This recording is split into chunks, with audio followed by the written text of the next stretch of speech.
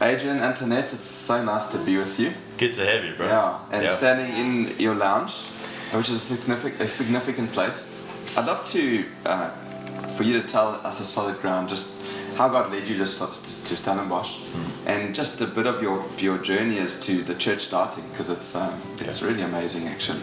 Yeah, I mean, it was an incredible journey of him leading us in ways that we never really thought we would go. Like planning a church was never quite on the radar, but he was very gracious, very patient. But just over a couple of years, just spoke in amazing ways. Yeah. And, especially the last 2 years. So fast track to you moved here over December, I can remember, 2018. Yeah. It was quite quick, actually. Yeah. And I remember you saying, Adrian, you were just going to wait and see. There was no pressure to try and start a church meeting quickly. Yeah, so the timing, it was like, Lord, you tell us when we start. I've really just always felt like God must set the pace. Yes, yeah. When we do things, how we do things, when we start things, let him give us the green light, because his church, he's planting it, he's going to build it. So that happened to be the 17th of February. Yeah. And we were in this very lounge, was where we started. Amazing. And we had about 20 people that came with us from Pretoria. Yeah. There was maybe another 10 to 15 people that came and visited on the day, and then there was a couple of 3CIers that was like, hey, we're going to be there for that first. So we had 50 people and we all sat in this lounge. I mean, the fact that we got everyone in here is just crazy. I mean, all of this was just taken out and packed chairs out. And this house has been such a blessing because it found us, we didn't find it. We didn't make one phone call for this house. Yeah. It was literally just given to us when we landed here. We were here to come see some guys in September prior our move. Yes. And then we stayed in an Airbnb, and the lady there, one of her friends she heard our story, and one of her friends is a estate agent, and through her, it was just, they made the phone calls. We didn't make one phone call. No way. They made the phone calls, said, oh well, and this house wasn't even on their books yet. She just said, I know of a friend, she wants to put a house, up for rental, but let's go there quickly. And we walked in and we knew this lounge is big enough, it's going to work. Ezekiel 17 was the text that we felt like God just settled in our hearts as the promise over this church. Yeah. So it was very much around the fact that he would take a tender shoot from an established cedar and plant it on a high and lofty mountain. Sure. And that he would turn it into a splendid cedar, and it would produce branches and bear fruit and be a place where birds of every kind can find shade. Yeah.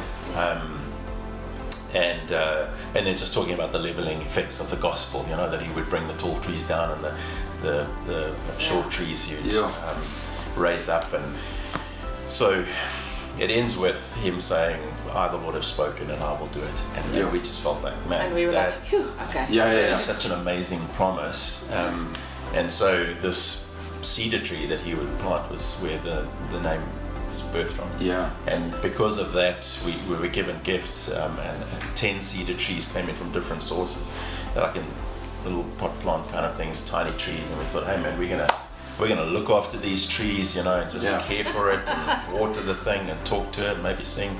And when we get to the point where we know where we can plant them, they're gonna be they'll just flourish, and it'll be this incredible statement of what God wants to do. And all 10 died after much in a very short space of time. efforts from myself to look after it. It just died, and the one was outside there in the front entrance and like in a pot there, and I just decided I'm going to leave it there just as a statement, So as people came in, they could actually see this dead tree, and it was just to say, like, actually, if I do this, or if we try and do it, the result is going to be that.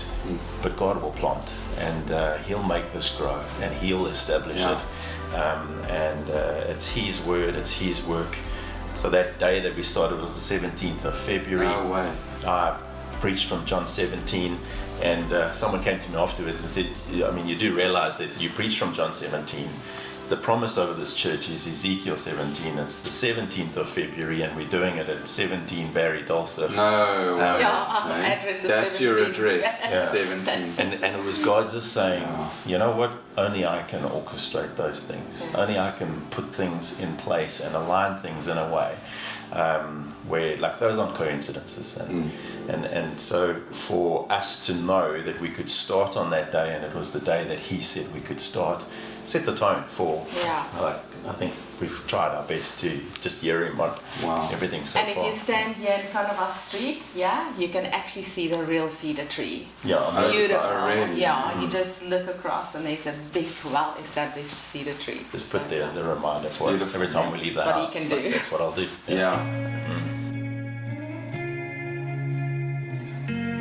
Tell us about the move to the next venue, because that was also just God's doing. Yeah. Yeah. We actually went and checked out some office space, kind of like a shared office space where you could just like rent a desk. While I was there, I just happened to see these like double doors like down a passage, and so I asked the lady that was showing us around, I was like, what's happening there? And she was like, no, that's a 100-seater auditorium. So I said, well, could we maybe talk? Like for a Sunday, is that possible? Yeah. And that was the shift from our lounge to a 100-seater.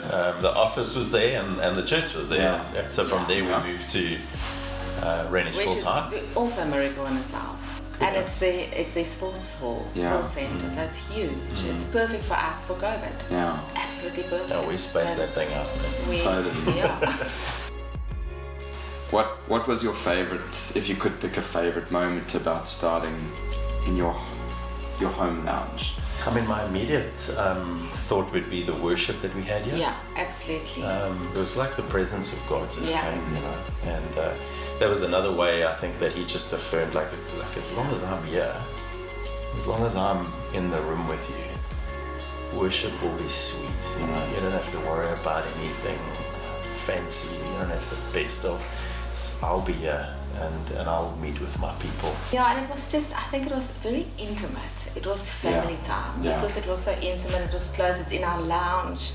And even those strangers will just arrive that we, like, I don't know where they came from, but it was sweet family times. And everybody had to work. Everybody was volunteers. Yes, yeah. Literally. Didn't have a choice. Everybody. Welcome to church. Yeah, Just when you go exactly. clean the bathroom. Welcome to church, carry the furniture out.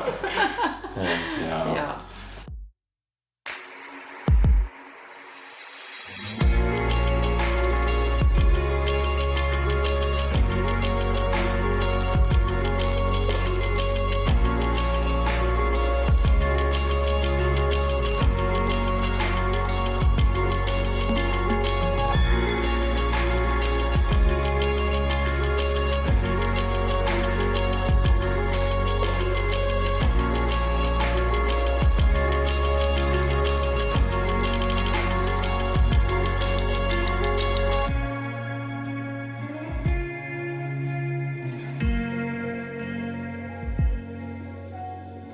Well, it's good to be outdoors in the beautiful surroundings of your hometown, and there's some exciting things that he's clearly opening up into the future. And so let us in on just what's happening. Yeah, sure. So the land that we're on right now, a friend of mine that we got to know one another in the days of 3CI. They joined our life group, and he's in construction, director of a fairly large construction company, and they bought this piece of land to develop it into a residential estate. And that was kind of unfolding when we were leaving Pretoria. He made mention of it, but there wasn't too many conversations about it.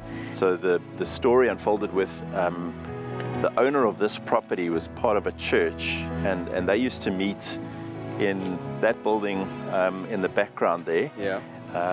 And it was kind of on off. They had another venue that they were also using, but one of the conditions that she said she's prepared to sell this land on is that her church gets given an allocation of land within this development. So it's like 40 hectares of land, but 2 hectares of that was basically set aside for the church that she belonged to.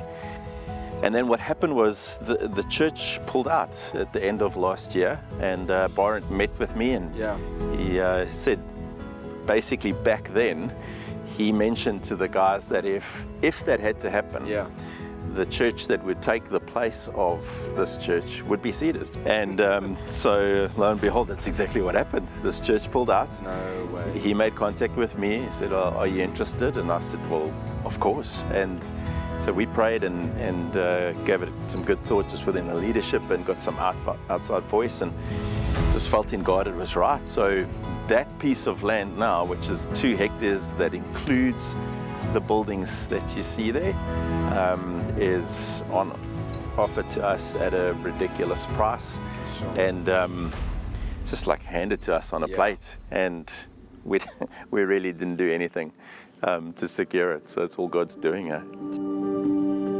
So before we even left Pretoria, I felt like God gave me that Joshua 24 verse 13, where it talks about, I'll give you a piece of land on which you did not toil, and that you would live in the land and live off the vineyards and the olive groves that you did not plant.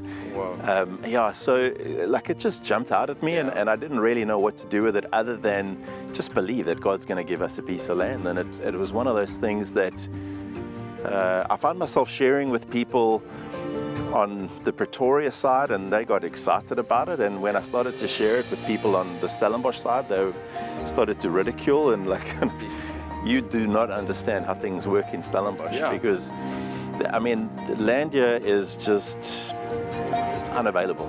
You know, it's a growing, it's all developed town, but there's farm or there's housing that's already and because it's, I mean, you're surrounded by mountains, so like there's few places that you can go to. So property prices through the roof, and availability of land is just, so all the church pastors that I got to meet with, they were kind of like, you'll get to see what Stellenbosch is like. Just we had a plotted church, praying for a building, and everyone's like and I was like, but God gave me, anyway, I'll just keep quiet. You know, and so here we are on this piece of land, and the first thing that I thought, like when I drive onto it, what I'm looking for is olive trees and vineyards. And like from the very first entrance, you know, like the row of olive trees and then vineyards. And when I came onto the land, I just felt like God say yes. In terms of the positioning, what you see across the road on that side there is Clutisville, which is a poor suburb within Stellenbosch, and has tremendous challenges around drugs and gangsterism.